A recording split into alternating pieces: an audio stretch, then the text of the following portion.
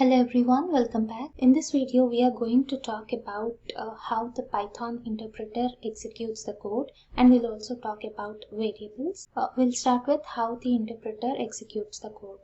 The interpreter always runs the code from top to bottom. That's how it works. If you look at my screen here, then you have print Bindu, and then you have print Hima. When you execute the code, when you right click on it and say run, you'll have Bindu Hima. Okay, that's how. So it runs from top to bottom.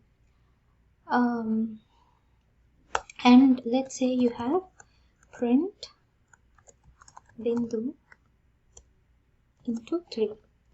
So when you have something like this, what the interpreter does is it's going to get the values that are there in the parentheses first, and then it does the math.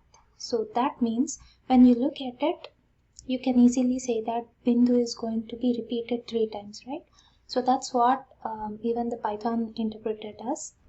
So when you run this, it gave Bindu Hima, and Bindu is repeated 3 times in the third line. So that's how the interpreter works from top to bottom. Now let's talk about variables. What are variables? These variables, these are not new in Python. Every programming language, every database language has variables. But if you had experience working with databases, then when you declare a variable, you also declare the data type of it. Let's say in SQL Server, you're saying you want to assign a equals to 10. So you declare a variable a as integer and then assign the value it as 10, right?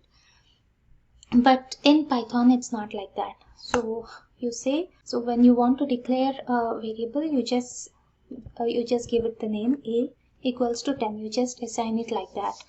So here I'm assigning it a equals to 10, and now when I print a, here I'm not giving parentheses, single quotes or double quotes, anything here, because a is the variable here. So when you want to print the variable, you don't give single or double quotes there. If you give single or double quotes, it's going to print the a letter there instead of the value. So here it's just going to print a. But if you don't give these single or double quotes, it's going to print a equals to 10. So now let's say we want to assign another value to a. So in the next line, I'm assigning a equals to 20. And now when I print this, now when I run this code, it is giving a equals to 20 because, as I said, the Python interpreter goes from top to bottom. So first it's taking a equals to 10, and in the next line we have a equals to 20. That's why the final output is becoming a equals to 20. And one more thing about variables is, here when you say a equals to 10, by default Python is taking this value as an integer. And here, and let's say we are declaring another variable b equals to 20. Let's make it as 20.5. And when you have something like this, by default Python is going to take this value as a float value. Okay, and when you say print a plus b, let's remove this. When you say a plus b and run it, it's going to give 30.5. And let's say you're giving b equals to Bindu.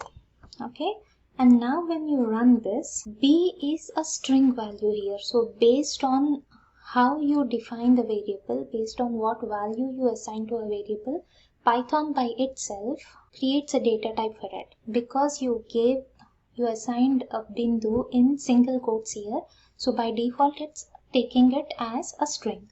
That's why it's not able to add these two, because you cannot add an integer to a string. So this is about variables and how you assign the values to a variable. So this is about it for today. See you in the next video.